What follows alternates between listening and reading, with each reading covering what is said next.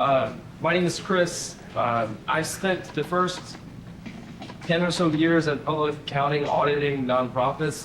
My entire career has been in the nonprofit space. So trained as a CPA, so my background in public accounting, and then about 5 years ago, after working for one of the big four firms for a long time, I decided that I wanted to start a firm that was built to serve nonprofits, understanding a lot of the challenges that I'm sure all of you feel. Funding is difficult, it's highly volatile. We need predictable budgets. We need advisors that are here for us, not just trying to incrementally bill for every second of time.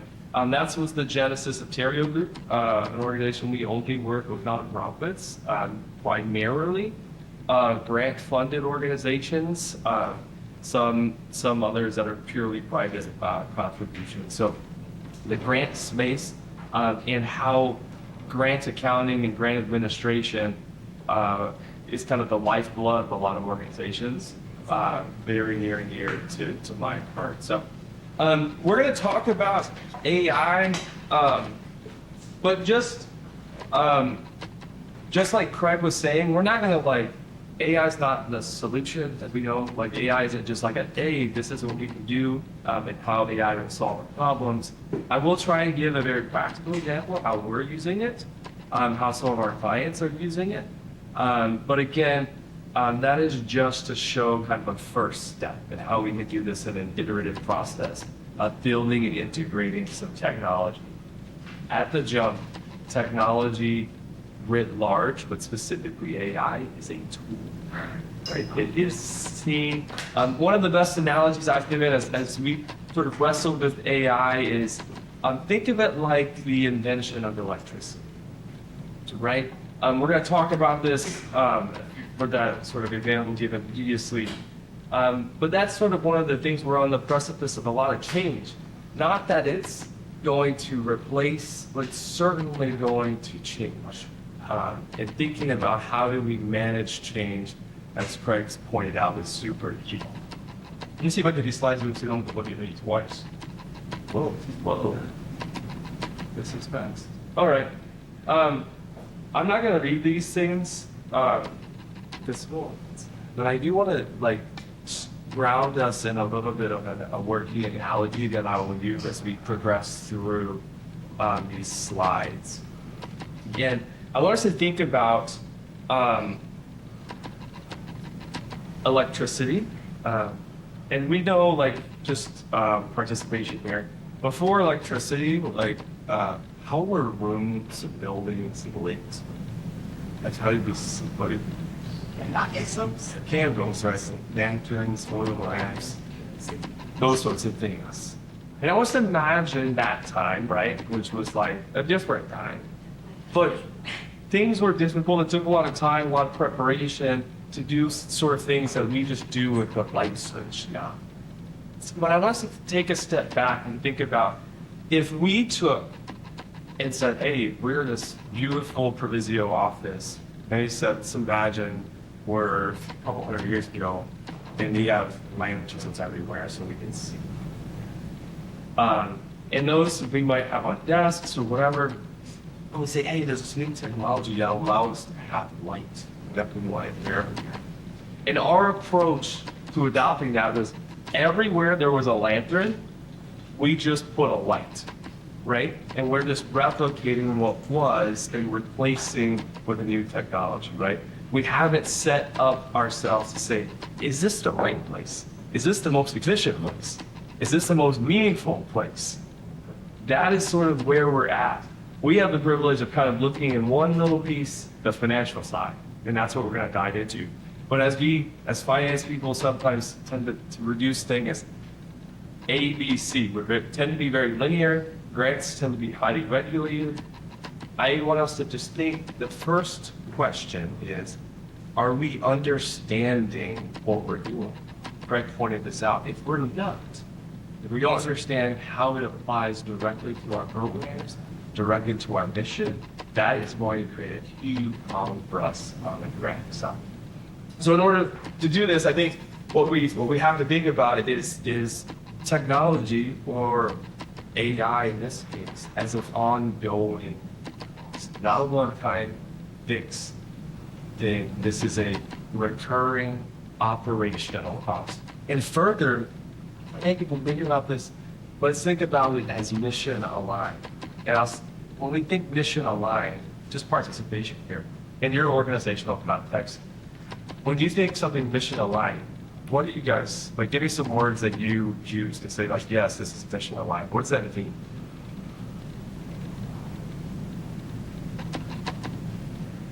I mean, for us, I'm with Chicago, for us, it means that it actually supports us achieving the outcome that we're trying to achieve in our work. Amen. Exactly. But how do we know this? It makes it easier for us to do it. It makes it better. Exactly. More efficient. Yeah. Yes. They have streamlined goals. Is it? What is it? The destination is your mission, right? What we just articulated. Our destination is, what are we trying to do? What are we trying to accomplish? What change are we trying to affect? And how does our technology support that? Right? If we can't answer that question, we don't need to be writing AI and into grants. Because that's going to become overhead, that's going to eat into your indirect charge, that's going to be inefficient, and you're going to lose money. We have to first start with that. Funders will support mission-aligned AI. And that's a program. And that's important for us to understand how those things directly tie into what program. That's not I can't answer that. We have a couple of examples here in a bit of what that might look like. But first understanding that, what is mission alignment? How does our infrastructure support that? How does our how does our system support our mission? And then we deploy tools that make our system more efficient so that our mission becomes more effective, more impactful, quality with things. You guys with me on that? Kind of that's foundational, and I'm trying to beat that into our brains too hard, but that is an inflection point when we get into grant. If you know that the kind of grant world's kind of bifurcated program or admin. And we know there's caps on admin. There are donors that look at our admin rates. So to the extent we can show mission alignment and for these programs, we can have, I think, a more sustainable way to fund these things. All right, let's look at how do we talk about AI. You guys probably talked about it like a Terminator, or what was the example I heard earlier, Tron. AI is can feel daunting. We don't want our funders to get that done. And if you feel like it's daunting, they're probably thinking of it in too big of a context to even talk about it again.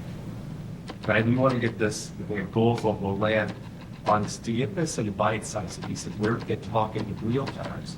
How is it mission aligned? What is it doing? How does it improve our efficiency? How does it improve our accuracy? And if we are able to do that in very specific examples, then we can start to talk about it scale. Right? So I think that's one thing we hear all the time. If it's the Terminator or whatever, we're thinking of it too big. And that's not the intent. This is just in the same way think of a tool in your staff's hands, in your system to help improve the outcome. So efficiency, sustainability, and how do we measure the impact? And mission impact.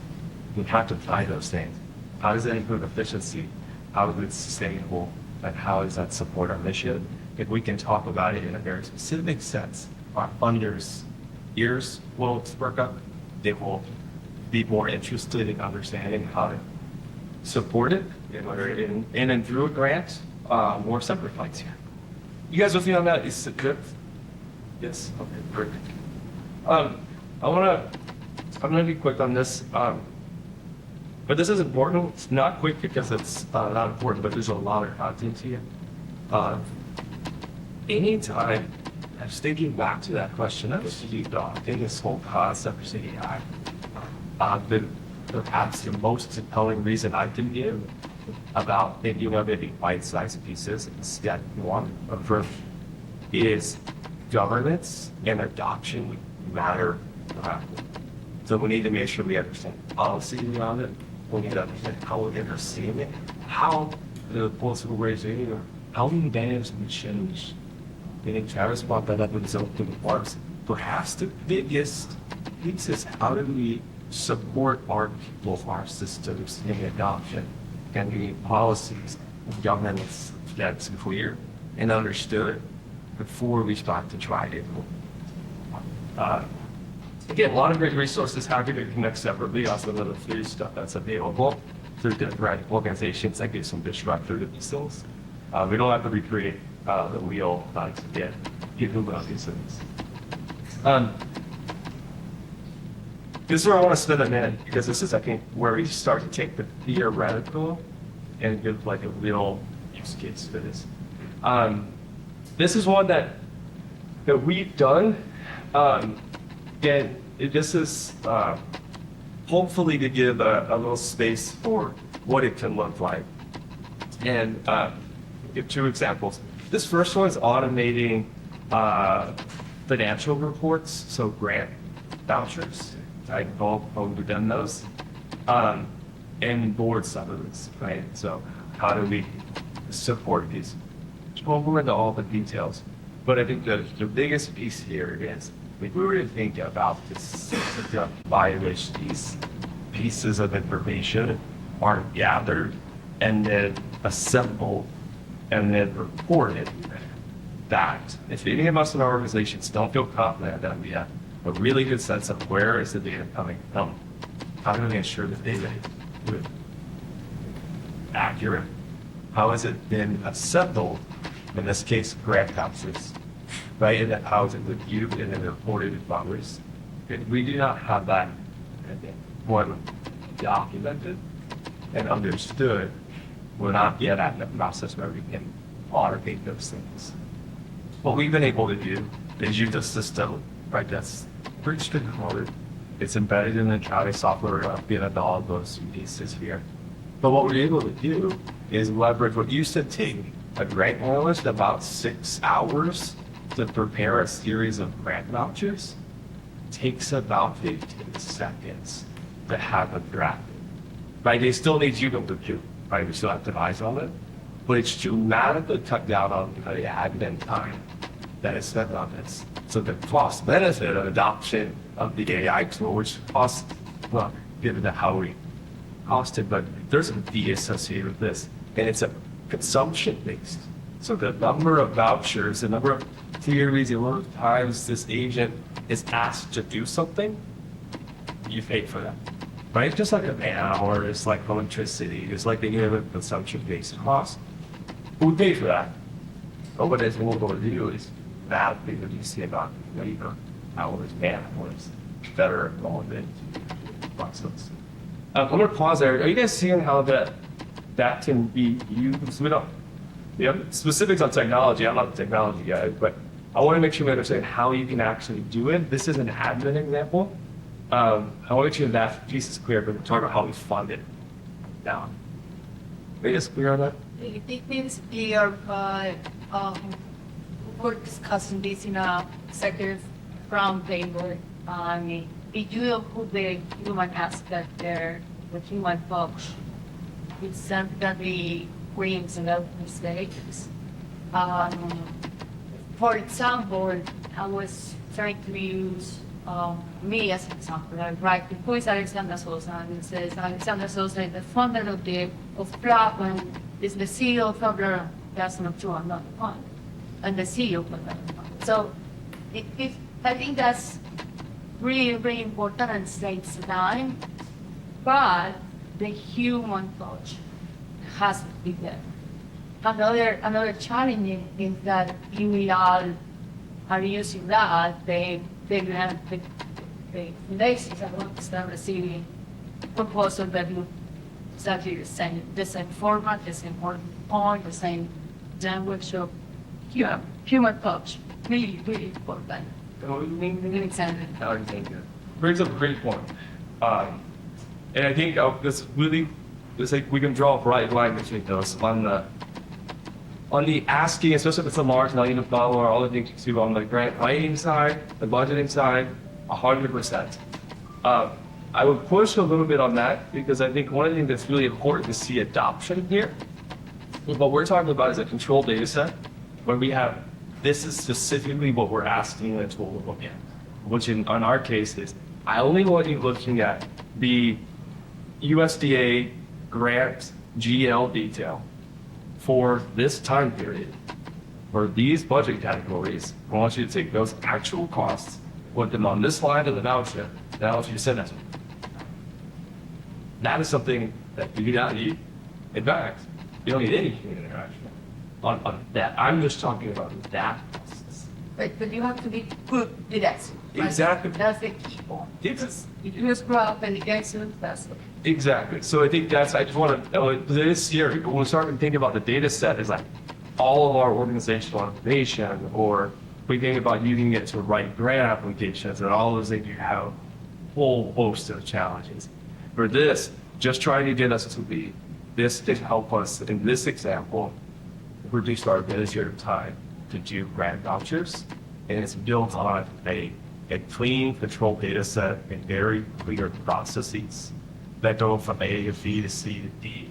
And that's very streamlined. We're not asking it to say, go write the program evaluation, or go write a budget narrative, or go tell me all the things about this. That's not what I'm talking about here. That is an option. I think you have to be very careful with that. If these all, Yes, so how is this different than an accounting program that we would use in Institute of One, where you can customize your reports and say, I want you to find, you bring up the whatever data you get, I want you to, I'm going to ask you to look here, look here, look here, and create this report. I mean, how is it, where does that line change from it being just a successful or productive report software versus AI? yeah, that's a big question. So the reporting is the start. The thing we're talking about is getting the report. So, right. So like in our case, right, we've all had PFRs, periodic financial reports, or monthly grant vouchers. Those generally are funder prescribed. Funders want a specific format with very specific budget lines. Our general ledger, we can build a report within our general ledger. We always do. That says, hey, for this USDA grant, we have direct client service, we have XYZ supplies, and we have personnel allocations. Right, we build all that in the GL, right, in our accounting system. What we're talking about is getting it from the accounting system to the funder form, and then ready to send to the funder. That is the automation. And so, but again, let's put a star to your point. We still need eyes on it. This isn't a set it, forget it. Like, because then you'll get sideways with funders. I mean, that's not at all what we want to do, right? But again, let's think about this again, mission alignment. Our goal here isn't to mean we need to have now less people or any of the things, or reduce the human side of our work. The goal is how do we leverage these technologies to put more resources to the Go grant, to the direct mission. So in this case, I'm talking about indirect funding. I'm talking about admin costs, right? Another example, I won't go through this out of respect for time now on this Q&A, but is the same example. You think about, right, we're all familiar with the Code of Financial Regulations, right, uniform guidance. That's the thing that allows us to say what can we charge to grants or not. Right, we all know if something's directly attributable to a program, that is a direct programmatic cost, right?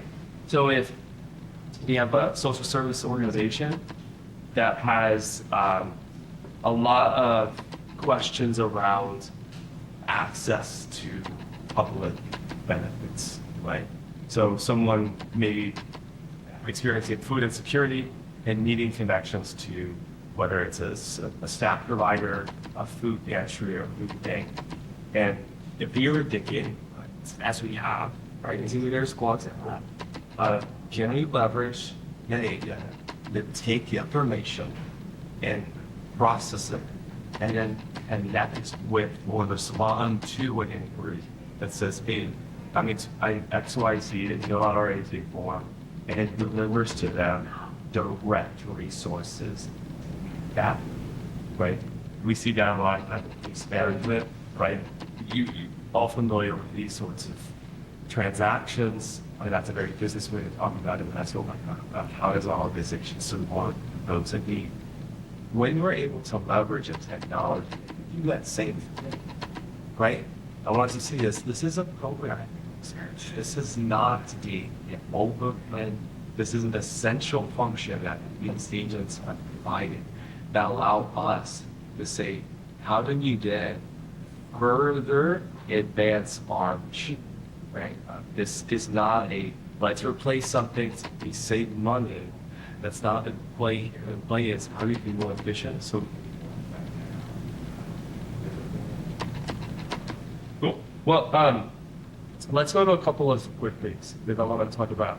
How do we do this? And we'll have a little bit of discussion here in a few minutes, but this is sort of like again, start small. Think a transaction, a process, think a system as, again, we all just heard in the keynote, a system that we all understand, right? We can put words to it, we can understand and name it. And think about, how do we start? Like, what's a way we can see this?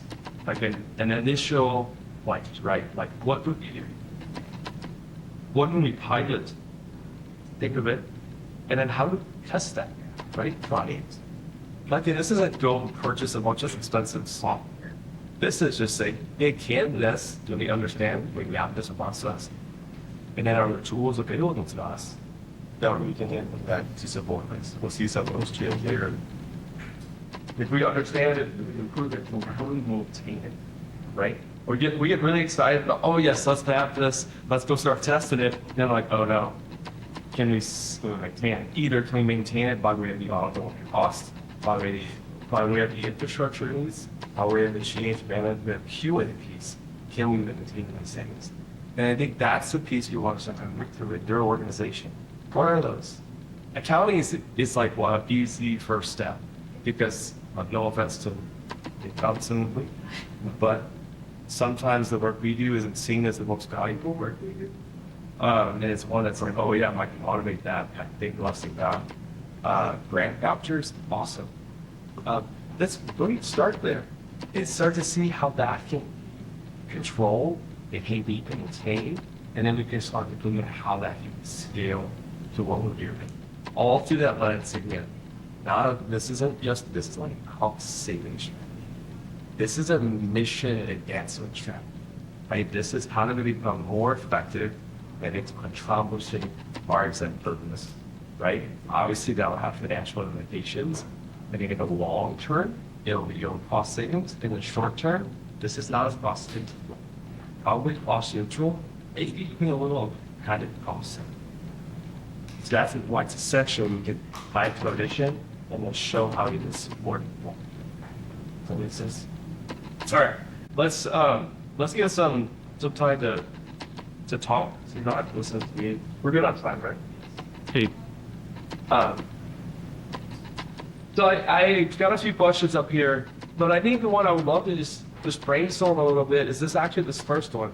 I think that's what our heart is to hear these tools is how could we maybe think of some ways that a tool like AI and we think of automating processes, how could that reduce a burden on your staff? Like, I think there's ideas that come to mind, please do share them.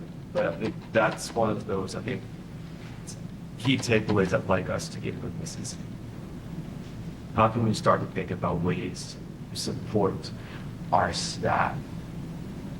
Yeah.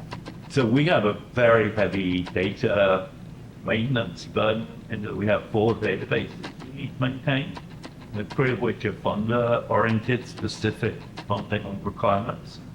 And the other is our own database, which is the only one that encompasses the whole organization. And because of the mechanics of compliance requirements, very often what we do is the staff will enter the database to the compliance data into the compliance database, and then copy it back to our system. It's an immense overhead, and also we're effectively not able to monitor operations in real time, which is what our system is designed for. So it's like immediately we could relieve staff capacity if we had funding for a system that gave us adequate governance over the data transfer, because that data transfer is sensitive, a lot of sensitive information.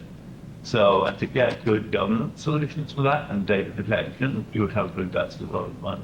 So, Yeah, that's a wonderful thing. And even just the way, what was your goal? Jeremy? Jerry? Thank you for that. The way you articulated that, you almost, like in a small, was a case for support of how using funder language, right, around how that immediately increases capacity, and let's talk about how that added capacity, right, for your organization can lead to more effective outcomes, right, I think is just so, I think it's a separate conversation, but I'm talking about it, is how in bite-sized pieces you can start to try and incorporate funding that in however you're trying to fund it. Is that's the looking to, you're so often thought about how do we fund what we have to do today. We don't give ourselves the agility to say how to be in one step at a time, start to around great margin to fund what we know we want. And that's the accountants in this. Amazing example. What else? Anything else with the money?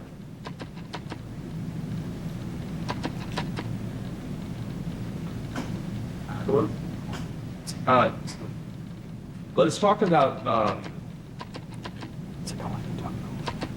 just a quick discussion on the cost. Then it all is on great. I see how this can happen.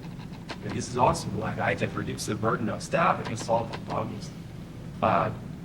It all was out was right, wasn't like that. In fact, I'm going to do it two pieces of advice. Let's start to think about incrementally creating margin to fund the long-term strategies and the all living. And that plays a non-profit space. It's so hard to give in our space. I did that every day, just like all of us.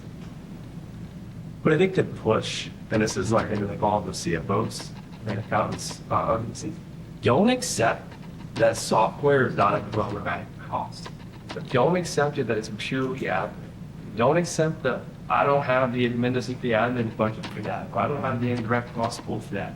That is just telling you you're not thinking about it in the mission aligned way. So the question when you say is start making sure our accounting teams and our CFOs are pushing both with the budget, their own plan, and how we report is how do we align these operating costs? I use air quotes intentionally because if we're operating an exempt organization with a mission, to some degree, those are tied over. And pushing that from a quick and easy, this is an admin cost to send maybe a portion of it might be. But we need to understand how is that aligned with our mission? How does that support what we're doing? How we'll fund it, et cetera. And then we'll be able to move those costs from overhead to admin to programmatic. And that, when we do that, we start to get much more sustainable. Yeah, I think we're close to time, so I want to. Any questions? We have about 5 minutes. Oh, great. That's my question. So I'm kind of just curious as to whether you have seen this actually work with Congress. In that case, and they're talking about costs. I've seen it work and not work. So I'm like, and it's a lot of times, as probably no surprise to us, public funders tend to be the most, if it's not specifically as the CFR section 200 of a federal award, right? I'm like, but it literally says something. And so I've seen it say no, flat out. We're all familiar with like PAR, personnel activity reports, personnel allocation. Basically, if someone works on multiple programs, or multiple funding streams, we have to allocate their time, usually based on some time tracking method or something, right? That's very intuitive. That is the exact same case we have to make with technology. And when we can tell our funders, here's how we're tracking it. That's where I love the consumption model, because we're tracking it based on what is actually useful. We just need to be able to quantify what we think we're going to do, instead of the budget according to forward. And when we do, we are saying, here's how it's directly tied to our programs. With the exception of just some grumpy person in the fiscal office at a state fellow, which we all deal with, right? You'll get up under this. Do you have examples of tools you see that actually have been helpful? Because at this point, there's so much up there, and it's, then where to start everything. So being able to make the audit. Our audit always takes forever, long time forward, like, oh my God. So, Yes, new auditor. That's the best time we can get. right?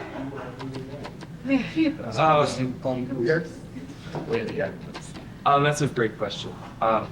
There are in very small ways, and this is like an off-the-shelf solution, but the way this actually integrated AI tools in it.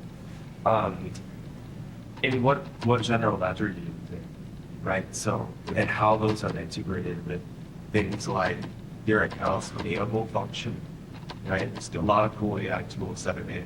Like Bill, Lamp, both of those tools utilize a lot of AI to conduct profound coding errors and data entry. And then I'm biased, we only use Sage Intacct. The integration and AI elements of data verification, again, this is what I love, right? Nerd out me for a second. We budget by funder, we know specifically to the cent what we gotta be responsible for, right? When we put that budget into our accounting system, and then what we have is the tools are built out to do that check for you. This transaction is coded to this place, is that where it was budgeted, right? And that has been an amazing resource, just on the managerial side, that we've been able to see organization budget with rigor, clarity, and avoid overspending.